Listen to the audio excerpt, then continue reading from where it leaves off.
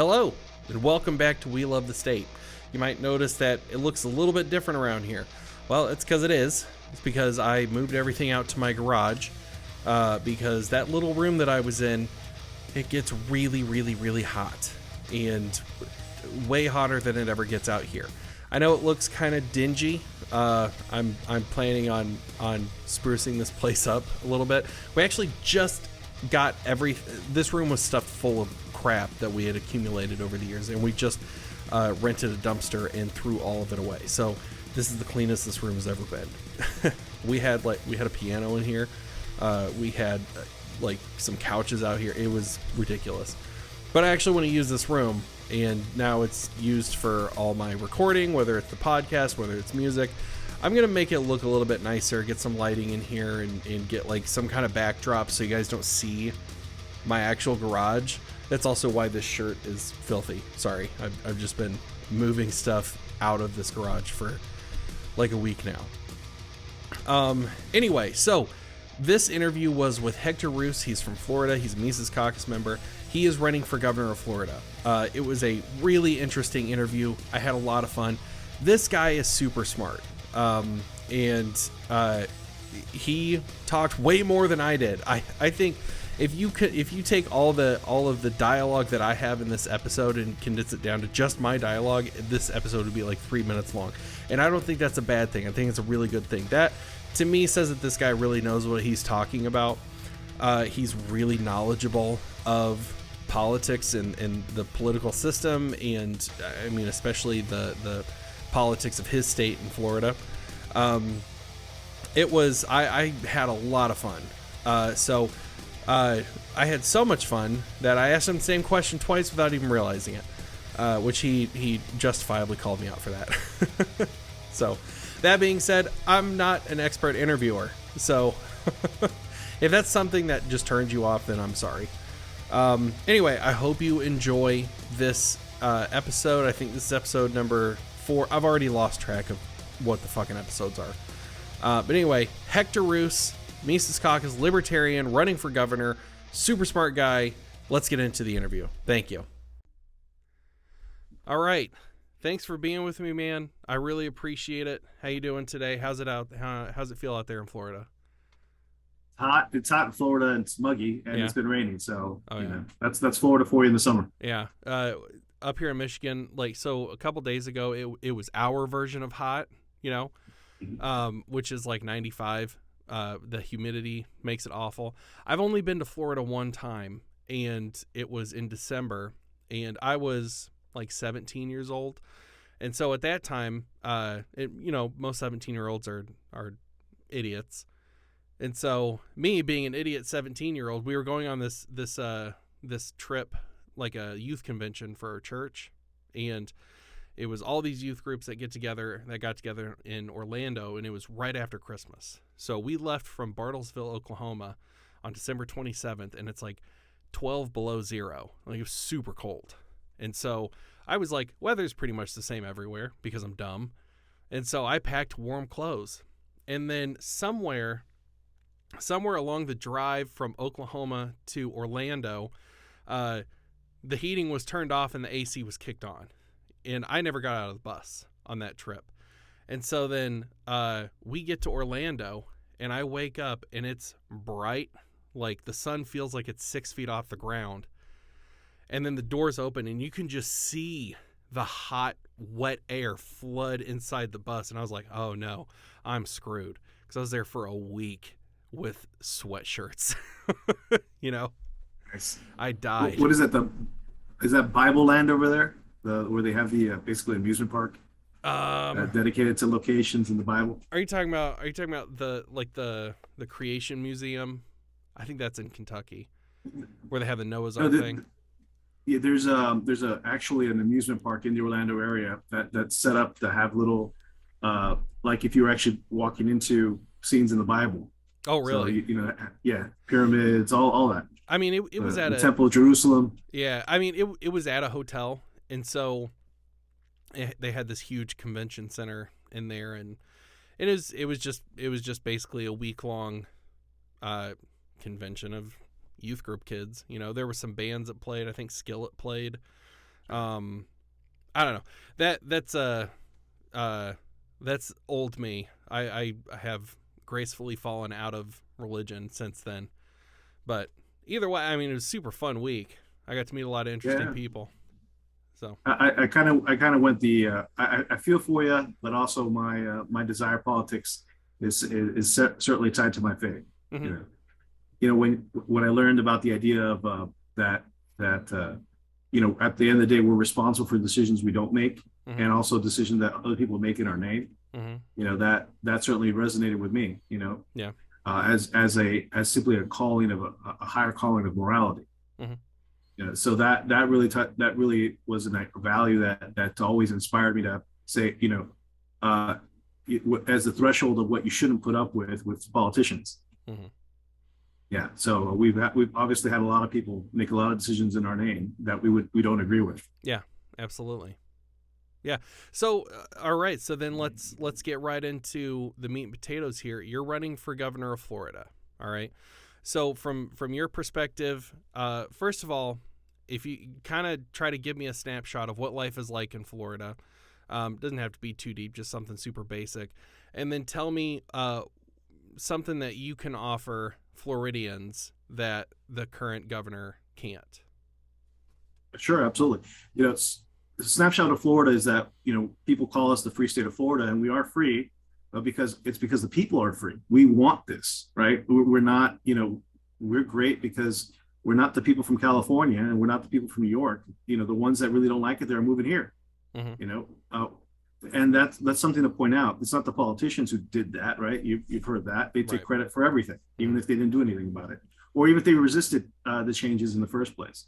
I mean, and that's part of the reasons why I'm running, because ultimately we have a government in Florida it sounds a lot better outside of Florida, but here they basically ignore everyday needs of people and their what they're supposed to be doing on a daily basis. Mm-hmm. What I mean by that, we have problems in Florida. As soon as people notice how much how expensive property insurance is here, it's nice for a New Yorker who sells everything they have and then comes here and buys everything cash. Mm-hmm. But the moment you have to actually get a mortgage, you're required by law to have property insurance. So obviously that adds like 10-20% to the cost of the entire your mortgage payment. And then what? You can't, all of a sudden you just moved out of an entire type of home that you can purchase if you can find one. Mm-hmm. So that's one thing the Florida legislature, and particularly the governor, have just punted on. Realistically, they were supposed to call a special session on it. They made the announcement in April. They decided to have it in May, and they just punted. We're now at the end of June. We're talking about July 4th next week, and they haven't done anything about it. And that's housing affordability is one of the biggest issues in Florida right now, mm-hmm. Because we don't have the big commercial or industrial spaces like some other states do that demand higher wages. We just mm-hmm. don't have those. Yeah. We have our biggest employer. Do you know who our biggest employer in Florida is? Who? It's Disney. Really? Yeah, it's Disney. So between the amusement parks and the cruise ships, and they have somewhere around 80,000 employees. Mm-hmm. I mean, tourism at the end of the day is the largest single employer in the state of Florida, but those are not high paying jobs. Mm-hmm. Just to point it out. So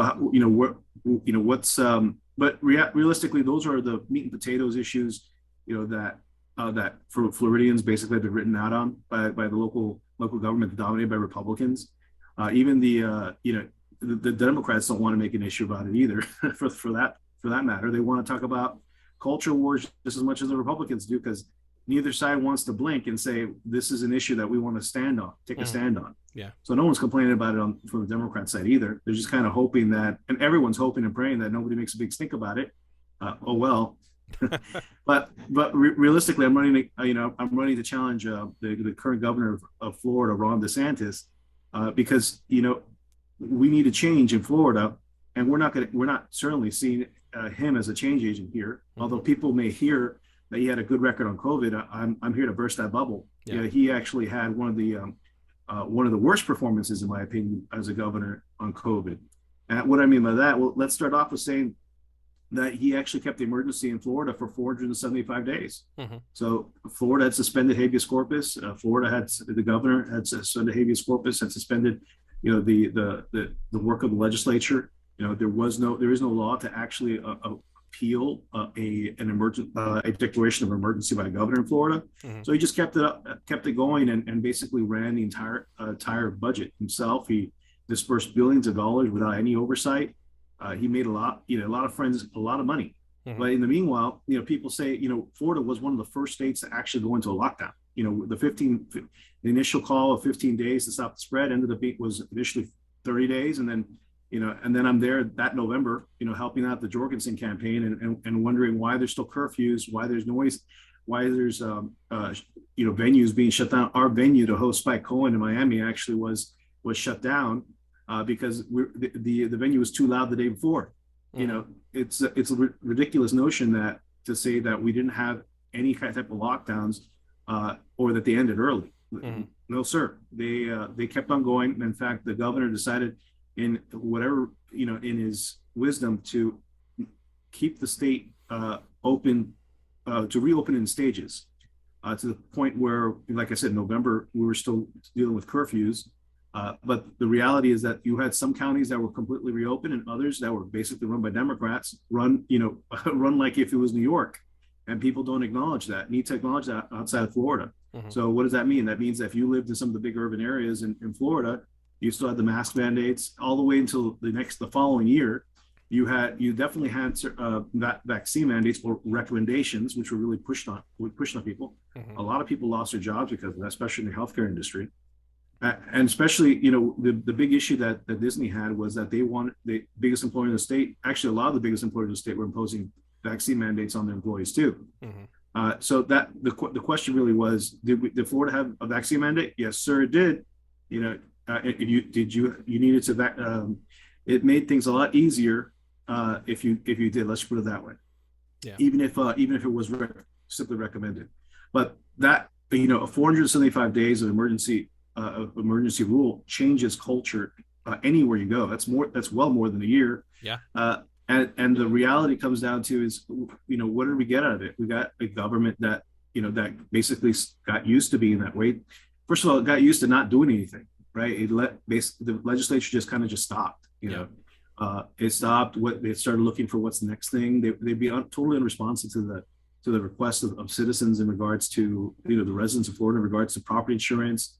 And then lastly, it came to a head for me when last week, 2 weeks ago, it was qualifying week. I was up on a Tuesday night. Qualifying ends on Friday, and I'm thinking, what's happening in DC, where they declared that they have the support to pass a national red flag law, and they were going to they were passing it based on the fact that Florida had already passed this Republic red state with all these Republicans in it, sponsored by Republicans, signed to law by Republicans. So what's your excuse, Republicans in the Senate? Mm-hmm. And lo and behold, a couple of days ago, they signed it into law. Mm-hmm. I said in the middle of Tuesday, wasn't sleeping Tuesday, Wednesday, I wasn't sleeping. I decided, no one else is going to do this. I'm on the state board of the Libertarian Party of Florida. Obviously I'm a member of the Mises Caucus. I felt, and frankly, I'm in charge of the candidates program here in Florida too.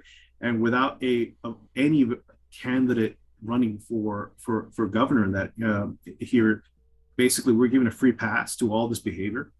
No, I mean that's it. Someone has to take a stand, even if it was me, even if I have to put myself out there to do it. Mm-hmm. And that's what got us together, because I put it out the announcement. You said, let's talk.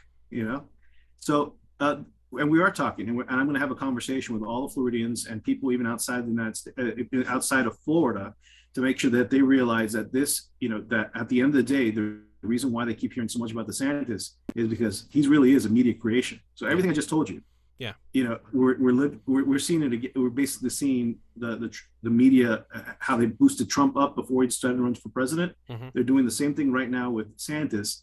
And he basically is getting all the press in the world because they basically want to do it again. Yeah.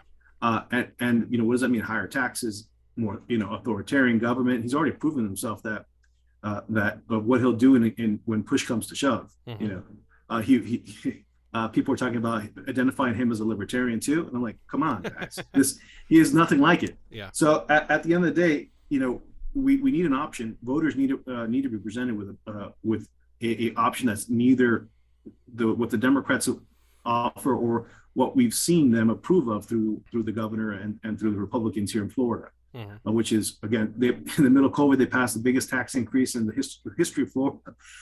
We were one of two states that didn't have a state internet sales tax, and that went away real quick. So yeah. now there's only one state left. It's Utah. If you that's huge, especially when people were losing their jobs, mm-hmm. Small businesses were closing, and Amazon was making money banking left and right. But to tell you the truth, when I started looking more into Governor DeSantis's positions, it really alarmed me too. He wasn't actually even considered that much of a constitutionalist back when he was in Congress. He had like a 74% record. Mm-hmm. This isn't like middle of the road.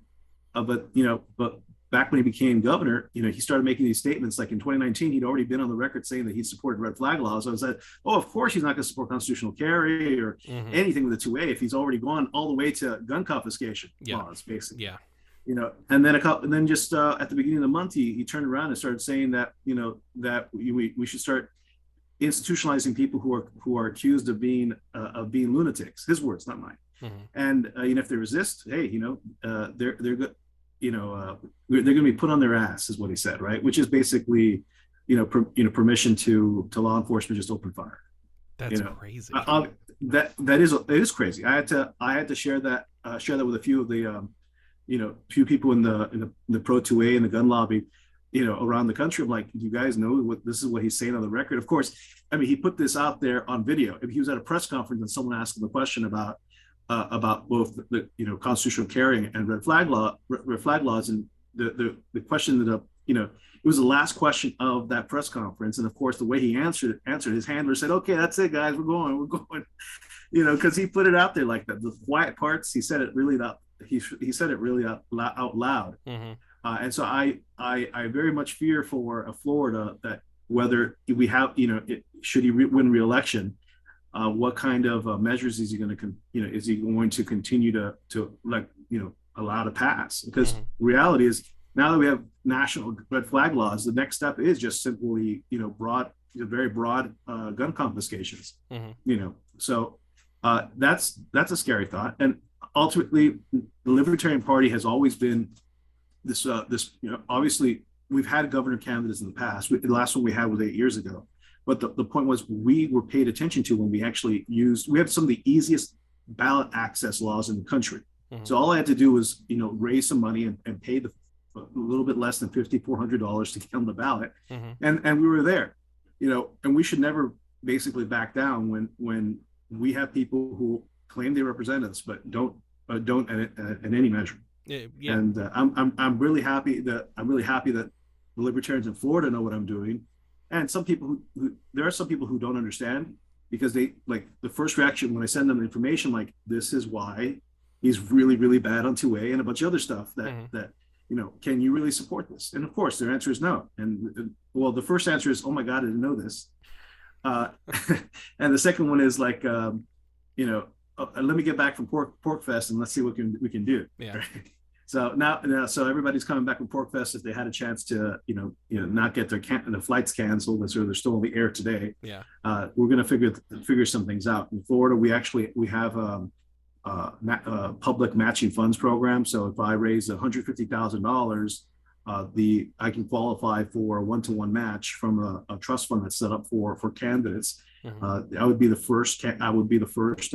Not Democrat, not Republican, to qualify for those funds. Mm-hmm. And when you reach these kind of metrics, all of a sudden we'd have $300,000 in the bank.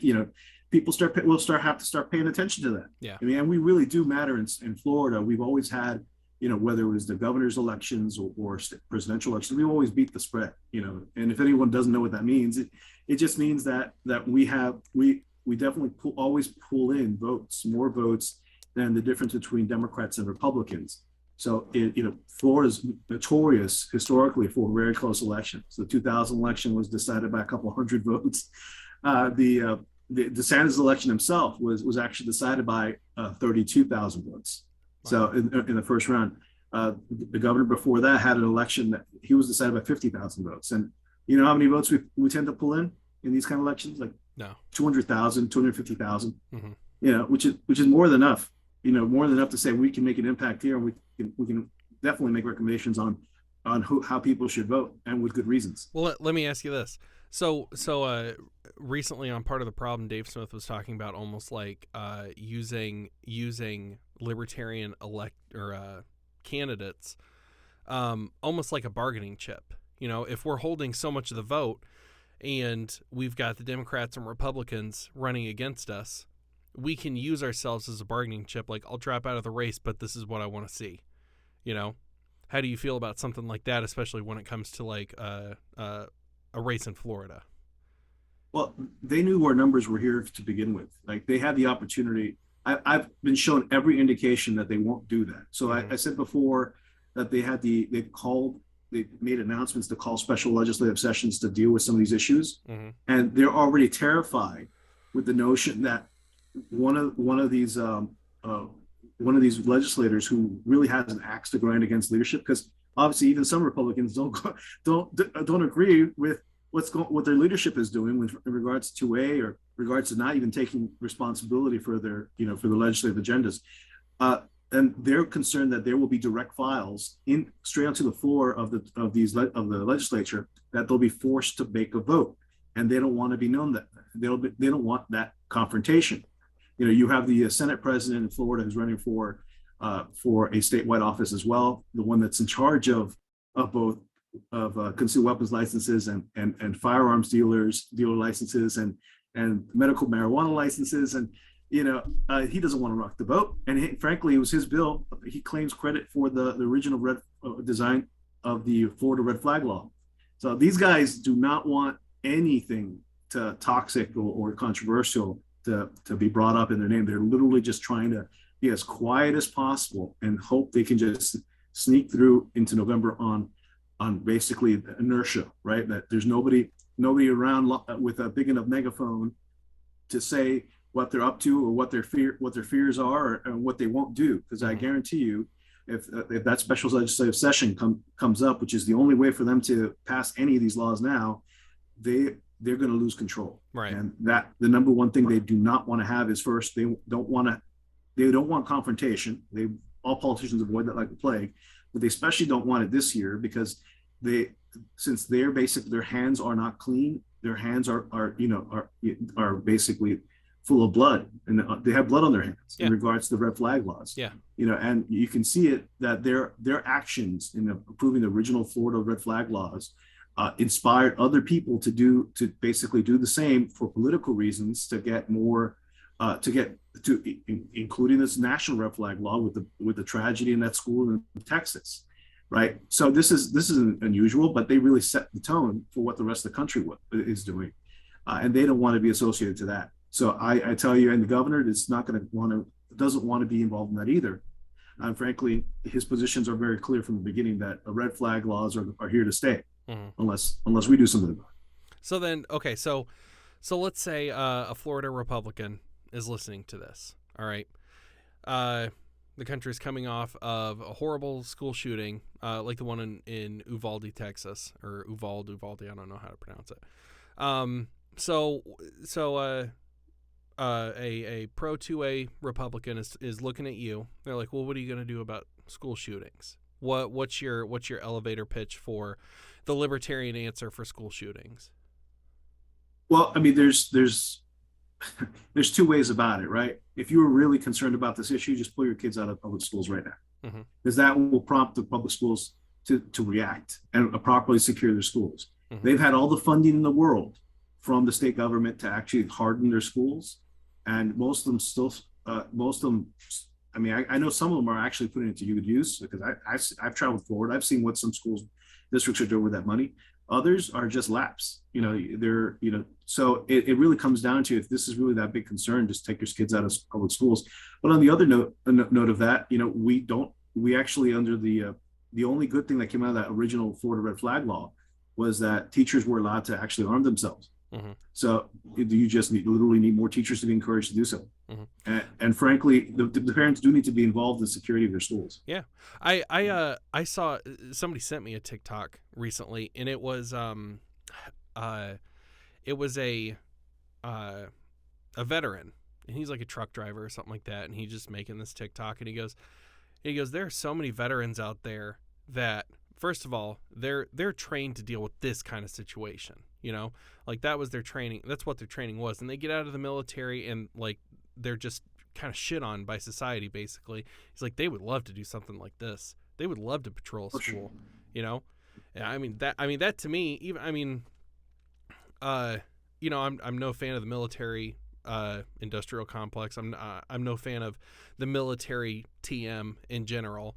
I have a lot of respect for veterans. That, to me, it's a different thing. But yeah, if you go and you do something that you think is serving your country, and you come back and like your government's not doing anything for you, at the very least they could put you to work. And what better better post-military job for a veteran than protecting schools?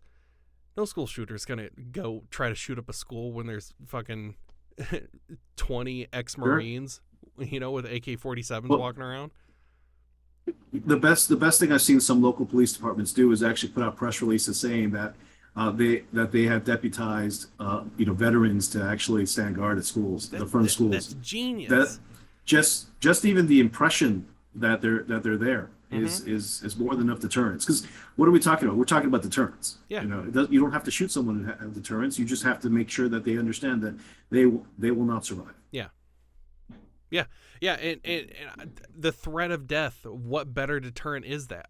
Right. That's why I've never ran in the middle of a 5-lane highway, Right. So I don't know. I think it's a great idea. I'd love to see more stuff like that. Do you know how many school shootings have happened since that law passed? Since in Florida, the red flag law, that with the teachers being armed and the school hardening and all that, zero. Not really. We haven't had a single shooting at a school in Florida since then. Okay, so because deterrence works. You'll have to forgive me for being ignorant of other states other than my own. Right.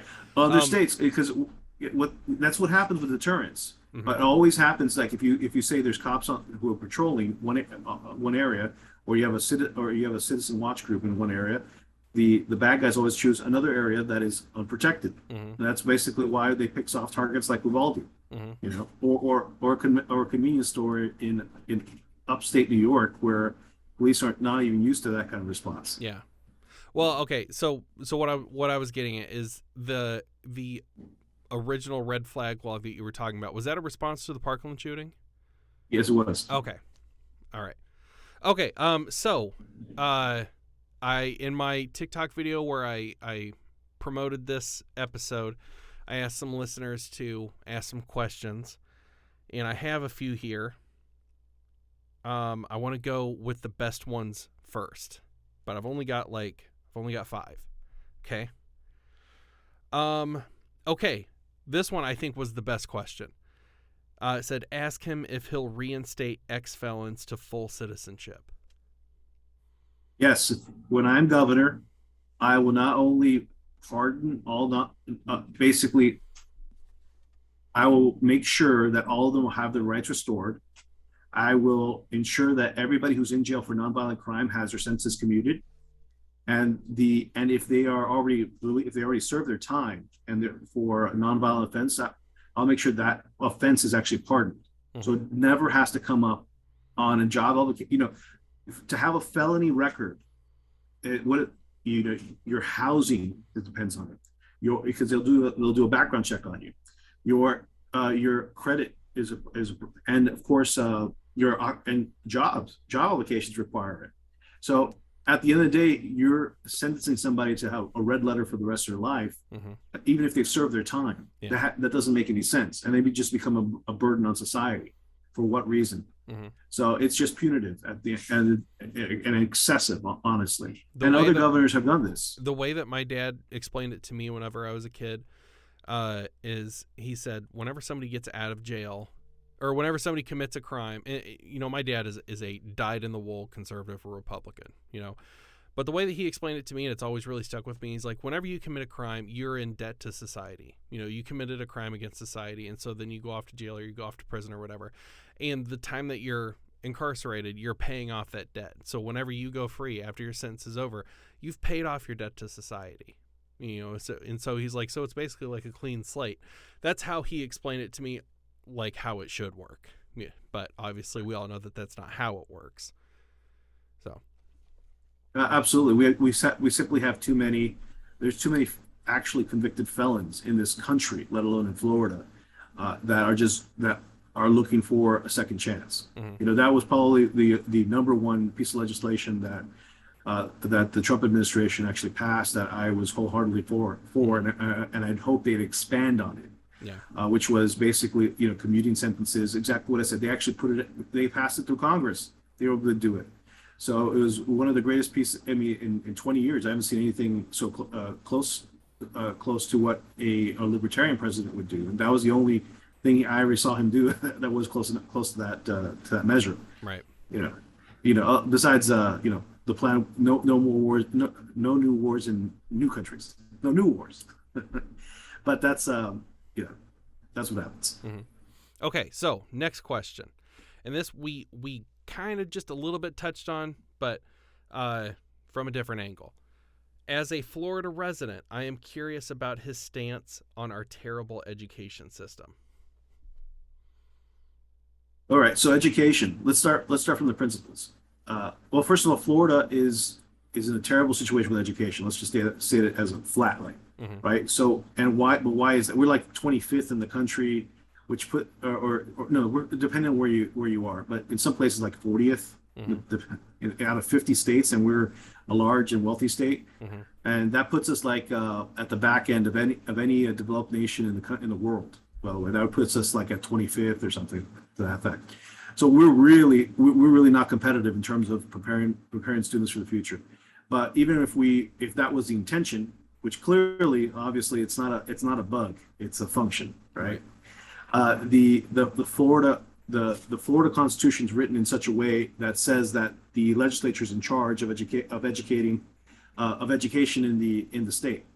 So the reality is that it's a legislative problem, and the structure of how it's funded is whack. So imagine this. So all funding basically has to go. It gets collected locally, it gess sent up to Tallahassee, the state government, to the state agencies, and then dispersed to school districts. So if they're complaining that if they're complaining that there's like teacher shortages, or teachers aren't getting paid enough, or there's not enough resources to the kids, it's literally because they do not practice the idea that they keep preaching that the student should follow the money. No, right. The student just follows whatever the politicians want it to go. Mm-hmm. That's what it ends up being, and they do this constantly with other issues like the courts, and the same function, the same way they jail people is the same funding mechanism they have for school. So put it to you that way. That's really what it comes down to. They really other states like Arizona have just passed laws that basically say if you take your kids out of public school, we're going to write you a fat check, mm-hmm. And then you can reinvest it in, if you're going to go to private school, parochial, or some other, or even homeschooling. We'll help you. Those dollars are yours to use as you need to. Mm-hmm. It's much more transparent. That's a much more transparent process of tying of using educational dollars. Everything we have these days in Florida is really just trimming the edges with special interest groups and little opt-outs here and there. But realistically, you're still talking about how many people are really affected. To put it this way, the school choice movement, which I do support, in terms of charters, all the different types of school choices that you can get, right? Even private schools, even whether they're religious or not, or we have basically scholarships or tax credit scholarships that help families afford to actually send their kids to private school. Mm-hmm. You're still there. The total population of students that are even affected by this is like less than 2% of the entire school system, of all the students. So is it really making much of an impact? No, not really. Not at all. The COVID lockdowns and the year of hell for parents Hmm. has driven more parents out of the school system than school choice has done in 40 years. Yeah.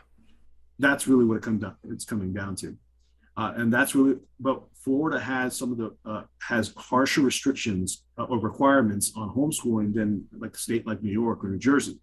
So we really just have practical barriers for entry for school for parents to find the right type of education in a way that is that they can afford.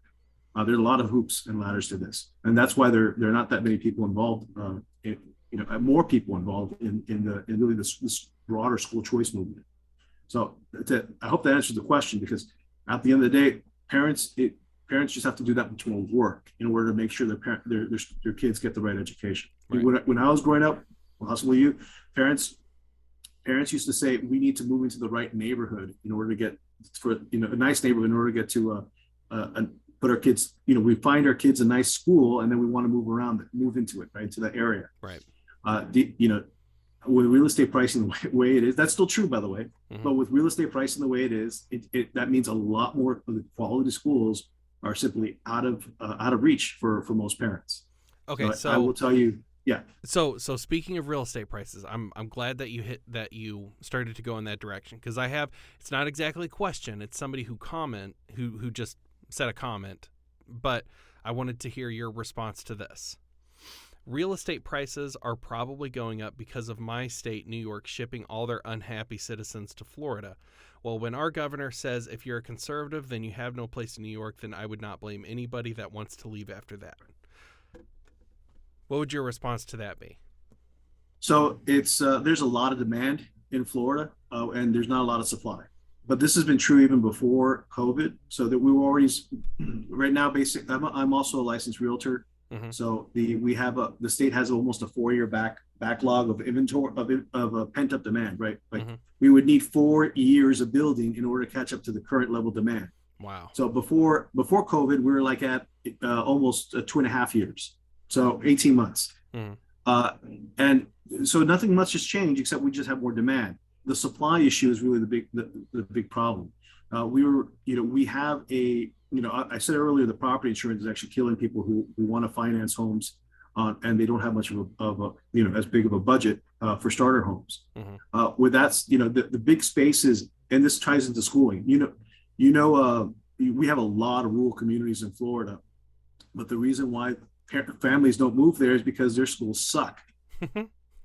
And that's what it comes down to. Yeah. They get ignored. They're underfunded. They have just really poor culture interiorly, so that parents don't support parents, that sort of thing.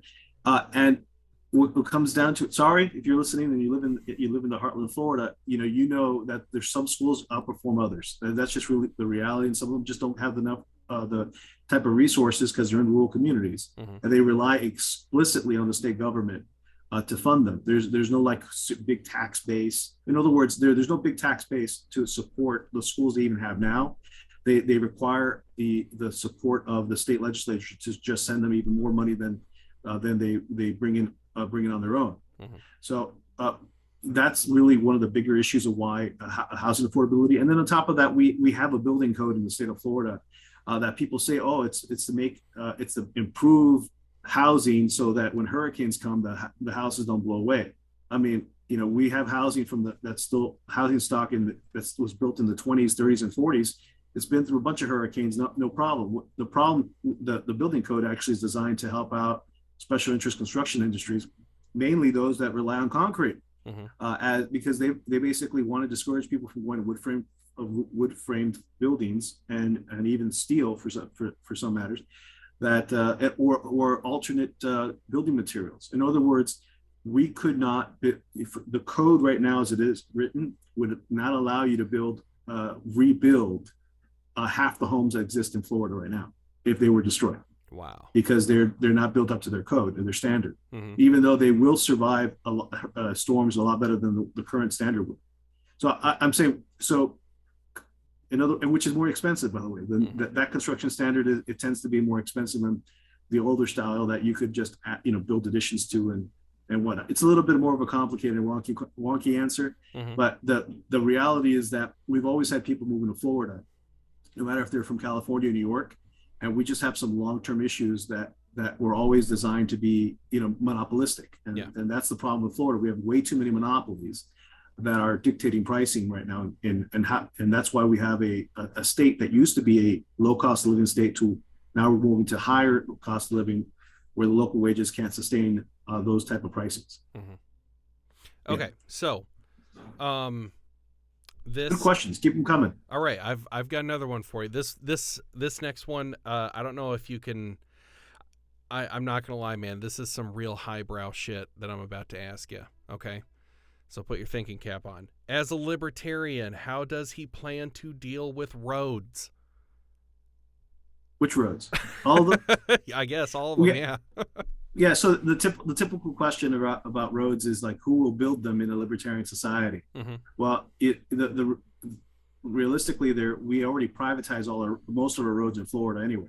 So what they say is like, who will build the roads? Government doesn't build the roads as it is now in Florida. So all these highways that are being maintained around Florida, they're all outsourced and managed by sometimes foreign companies which is a different issue.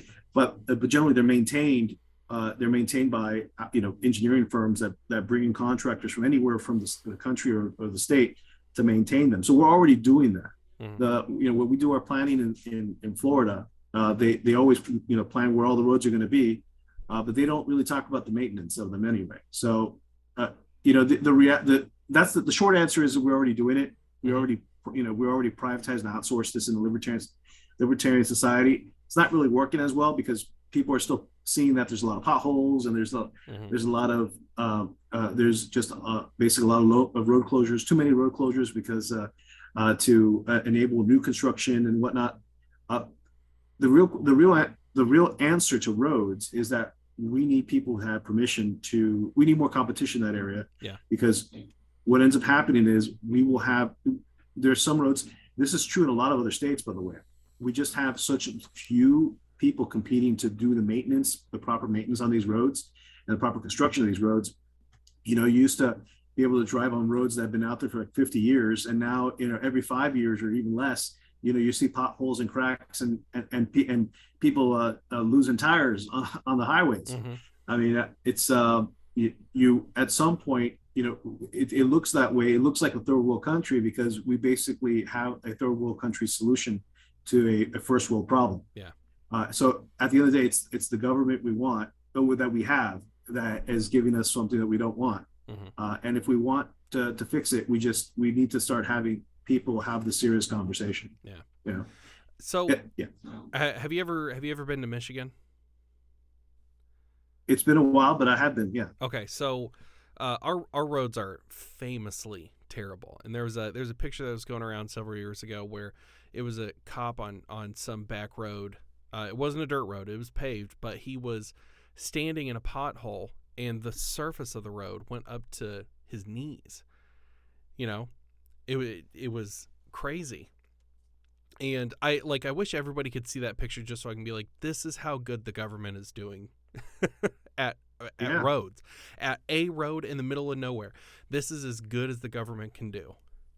That's right. That's a big problem. People, our government has basically built out more roads than people even needed. Mm-hmm. So that means they've spread the resources out. They've spread resources out so thin on top of that in order to fix the roads everybody does use, they practically have to reconsider abandoning some roads.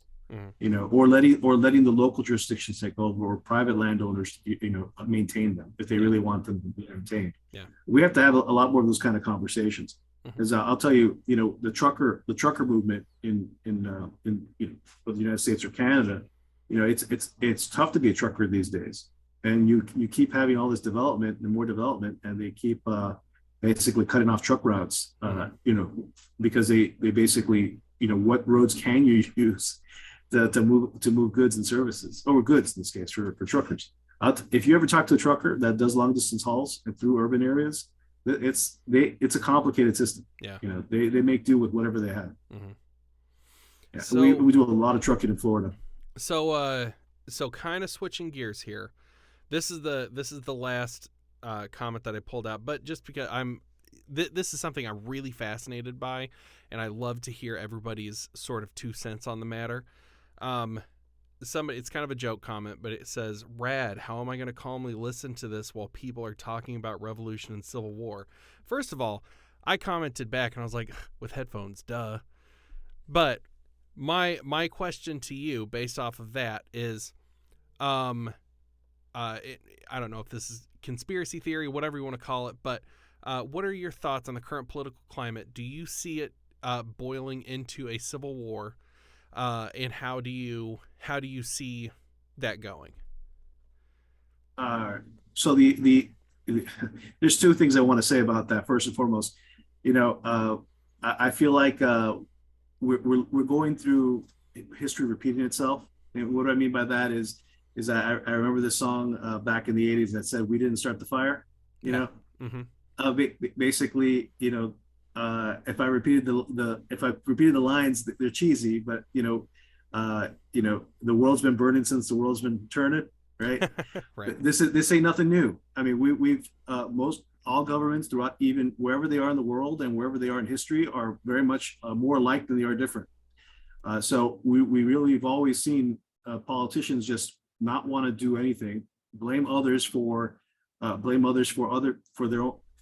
for their mistakes or lack of action, and take credit for other people's accomplishments. Mm-hmm. That's where it comes down to, and we really have been suckered by politicians to believe that anything would change with violence, Mm-hmm. or anything would change with mandates. Yeah. Or it depends whose violence, right? Is it the government violence or even people violence, right? So we've heard a lot of encouragement from both sides on toward violence. But I'll tell you another thing, and this was the other thing I had in mind. The first thing on my mind, or second thing on my mind when you said this question was, you know what? There are too many chicken shits to do anything about in terms of violence in this country. Because if that, we look at U.S. history and we learn about how many people really stood up and punched someone in the face when they said something out of turn. Mm-hmm. And even if they were disrespecting their wives, they wouldn't do it. They wouldn't do it today. Yeah. So let alone take on government with or the IRS with 250,000 rounds of ammunition or whatever that amount was that they just bought. Yeah. So I don't see it. I see more. What we will see is, and this is more realistic to the point of the question, is decentralization is the solution, Mm-hmm. and it's also the natural solution. So the outcome is that when government starts failing, other governments or other agencies will just take over. We're going to basically you don't see a fractured society. Actually, fracturing is part of what happens when things break down. Mm-hmm. But that doesn't mean things are destroyed. They just simply reform into different kinds of levels of complexity, and people just assuming alternative routes of how service is delivered. So, in other words, look how the peaceful examples. Look how mail delivery is handled, especially bulk mail is handled these days. Did anybody have to point a gun at the postal workers and say, we're going to start doing we're going to start going to UPS and DHL and start getting my packages that way? No, I mean, I did hold a gun at my mailman's head whenever I decided to switch to FedEx, but that's just me. Well, I'll tell you, it's been too many times I've heard of mailmen holding guns on our pets, though. That's the other side of that story. But it's true to a certain degree that we joke about it, we have fun, and so to a certain extent we should have more fun. Mm-hmm. That the government collapse is something that is an inevitability, not something that we should necessarily applaud to, but because we're looking for good outcomes. The only outcomes we have is the natural ones we look for. So mm-hmm. How do people change their consumer decisions? As consumers, they change their habits, and ultimately, if they can physically move to somewhere else to enjoy a better marketplace with better rights and better access to the goods and services they're looking for. Mm-hmm. Eventually, that's why people come to Florida in the first place, because they're looking for something better, and not simply psychologically, where people say you're not welcome here, but really, where they're looking for something actually freer, better job opportunities. I feel like my are we good? Do you still see me okay? Yeah, I froze a can. little bit. Yeah, your video froze a little bit, but your audio was fine, and it's Cool. I wouldn't even say it's bad enough to have to even cut it out. Shoot, what was I gonna say? Well, I'll finish up by saying this little point though. That we should have optimism. We should have market optimism. Yeah. I mean, the reality is for as many red flag laws are built, the more people, it's like the more people understand that government is not there to protect them. And even in the case, they're just setting up eventual disappointment that even if that nothing's actually going to happen. There's no ability for government to actually do all the gun confiscation that people would fear. You know what happens in the Middle East? Every one of those countries in the Middle East have laws about that ban the private ownership of firearms, right? Really? All of them, right? But they're everywhere, right? So what in some of these countries, the troops will come by, they'll knock on the door, give us your guns, and they'll give them a gun, but then they have a buried cache in the backyard that they say, okay, next, and we have. That's the point of why the arms sales is such an interesting point, because there's just so many out there that they're never going to be recoverable. I mean, in the way they design. Yeah. They have to actually the reality comes down to, if people don't want it to happen, they just won't turn them over. They won't surrender. And enough people say no that the laws are frankly unenforceable. See, that's the idea of being about being ungovernable, right? Or being a free individual, that we have, that where there's optimism. At the end of the day, there are a lot of horrible laws in the books, but there's always ways out. There's always ways out. You move to a different jurisdiction, the law becomes unenforceable, political winds change. At the end of I keep saying this, but no matter how bad it gets, there's always just simply it can always, frankly, it's never that bad. It's almost never as bad as you hear about it. It's going to be, and the only people who are, if people put themselves in a position to suffer, well, honestly, that's something that's on them. I'm not even talking about prepping. I'm just saying, if for whatever Mad Max world people want to live in, I guess, like as I said before, civilization collapse never happens like from one day to the next. That the Rome fell in what is it, in like 100 AD or something, and it didn't really collapse until like 400 years later.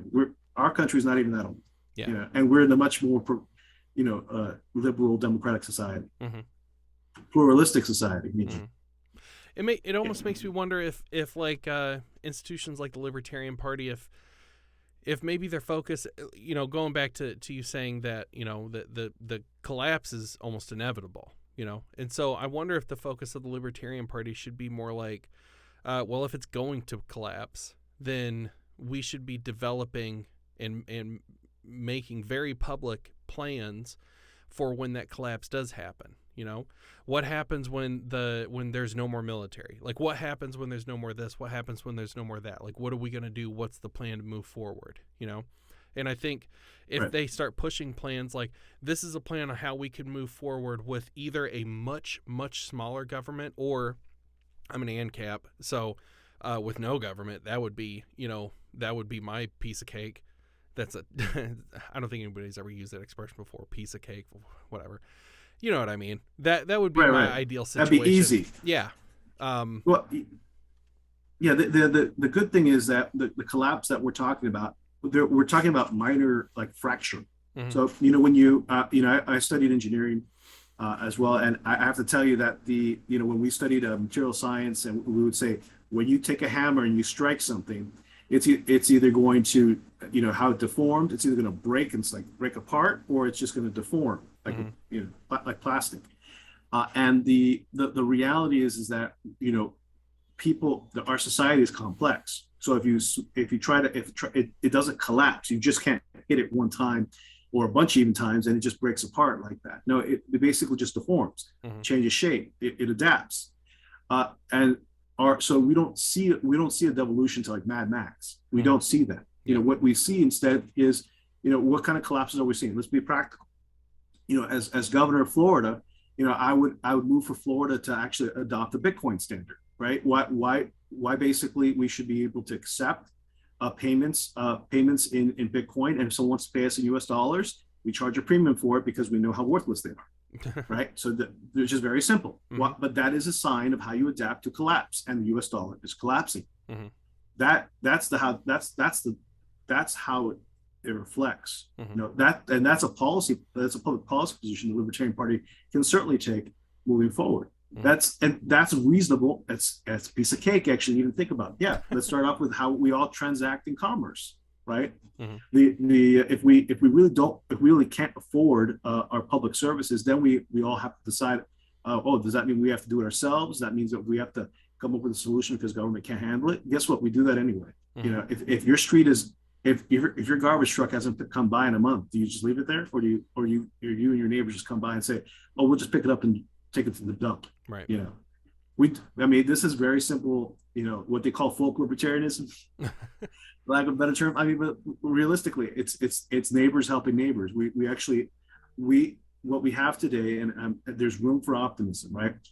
We talk about the information age, where people being connected to social media, is really more people helping others, and the agorist approach, in other words, becomes a more viable solution toward how people organize themselves as a society. Mm-hmm. But beyond that, then you just have limited scopes of state agency, where they're maintaining a toll road. Okay, they have this toll road they're going to beat us over the head with, so because there's no other way. And Florida basically has one long highway that cuts up the entire middle of the state through Orlando and all the way up to Tallahassee. And then on the East Coast and the West Coast, they have highways to a certain extent on the West Coast. But generally, that's it. We're a really long state. Mm-hmm. And it takes, if I had to go from Miami to Jacksonville, it'd take me 6 to 7 hours of driving, because I just did it this weekend. If I wanted to go all the way to Pensacola, which is the Panhandle, it'd take me 12 hours. Jeez. So we are a very long state. Yeah. So people have to figure. People know that what's up. In other words, if we're like geographically isolated because of a hurricane, we know that we're going to have to rely on our ports to get shipping goods, right? We know that there's things that are going to be scarce in supply chain disruptions, like what we saw a couple months back. Mm-hmm. I have a recurring order of toilet paper. Trust me, I'm not messing up. I'm planning for the future. All right, so let me ask you one final sort of group of questions, and then we'll wrap things up here. But what I want to know is, what is the key issue or key event that got you to be like, you know what, screw this, I'm running for governor? All right, and then on top of that, assuming that you win, which I think you have a good chance because you're a very smart guy. You've been extremely informative when just talking to me over the last hour. What does the first 100 days of your governorship look like? All right. So I said this a little bit earlier about what drove me to run for governor, but I will tell you, I think it's better. Since I kind of answered that already, I'd like to answer what drove me to be a libertarian in the first place. Ooh. All right. And for me, it is, I'm a Ron Paul supporter back from 2007. Mm-hmm. So for me, it was the Giuliani moment when Ron Paul confronted Rudy Giuliani about the principle of blowback, and really it was a moment when when we didn't, 9/11 had occurred. We're 10 years out, a little less than 7 years out from that. People still had a pressure in their minds about the fact that the CIA had written a report. There'd been an 9/11 commission saying that yes, the U.S. government's involvement in the Middle East and in Afghanistan had prompted a backlash from the locals over there who didn't like foreign governments and their soldiers and telling their governments and killing their people overseas. Mm-hmm. Okay, so they understood that there was a reprisal, there was a cause and effect here, and Dr. Ron Paul, who's running for president as a Republican at the time, pointed that out. Rudy Giuliani says that he'd never heard of that before in his life, and that he should apologize for even making the statement that we were somehow responsible for anything to do with the effects of 9/11. But that moment really opened in my mind a reality check that politicians, they don't know anything. You know, they really don't pay attention to the facts. They really don't. They frankly don't care. They're just they're adverse. Their number one idea is what drives them is that they do not want to run. They don't want to be busy. They don't want to be bothered to do any work, and they certainly don't want to deal with anything controversial that gives them that attracts any attention to them, especially negative attention to them. So that is what we live. That's how we live right now in Florida. We live with Republican politicians with their heads buried in the sand about red flag laws and really what it means to the people that it's been exposed that the red flags laws of Florida have now been nationalized through the Democrat Congress and the Republicans who voted with them to the rest of us, to everyone else, including yourself. And that's tragedy. And the reality is that they're not paying attention to the other issues either, because they think that if they start actually working, then people are going to ask them, what about this? And why don't you go do that? Because they basically abandoned the state. I firmly believe that Republicans and Democrats have abandoned the state since that unfortunate Marjorie Stoneman Douglas shooting in Parkland, when they first enacted the Florida red flag laws, that they lost something. They lost their moral imperative.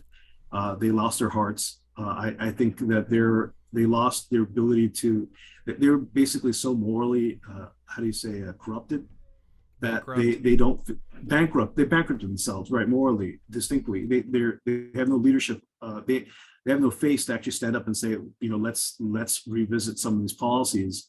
And frankly, at this point, they're just trying to get by with the culture war and seeing who's the worst, who's the worst person, rather than who can actually do the job.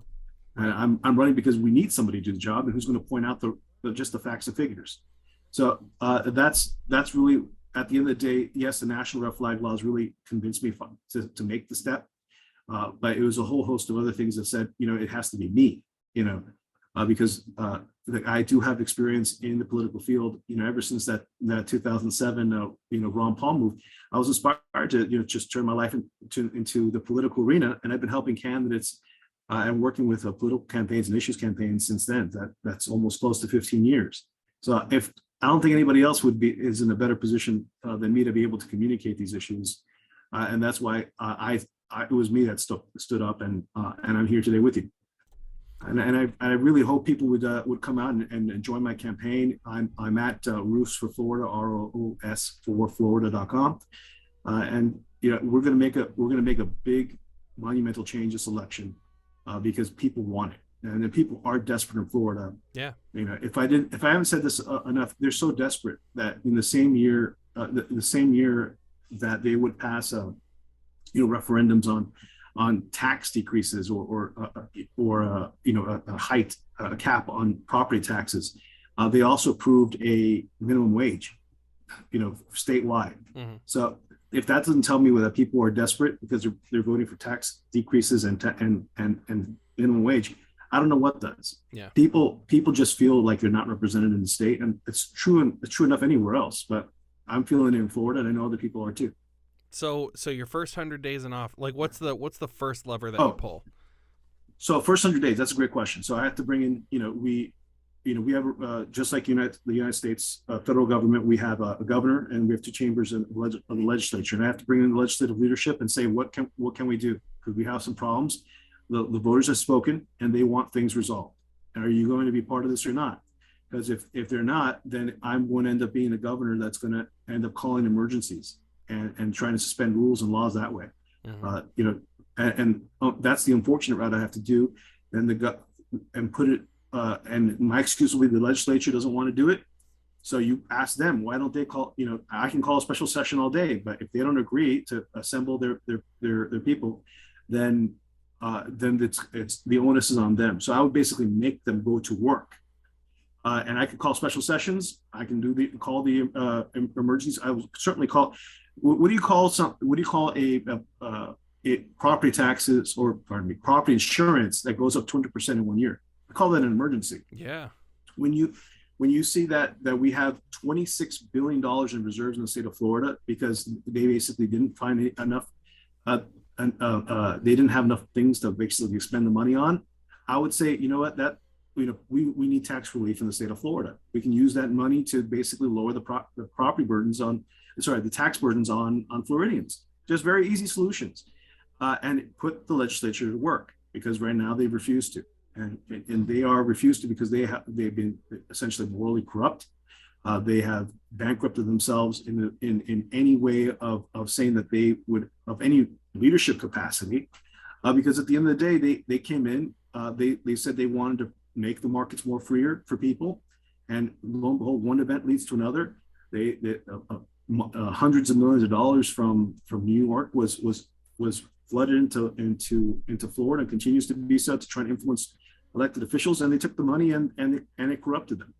And that's why we have the laws we have, and why they don't have the moral authority to go back and redo do the laws and do the work the voter voted for them to do so.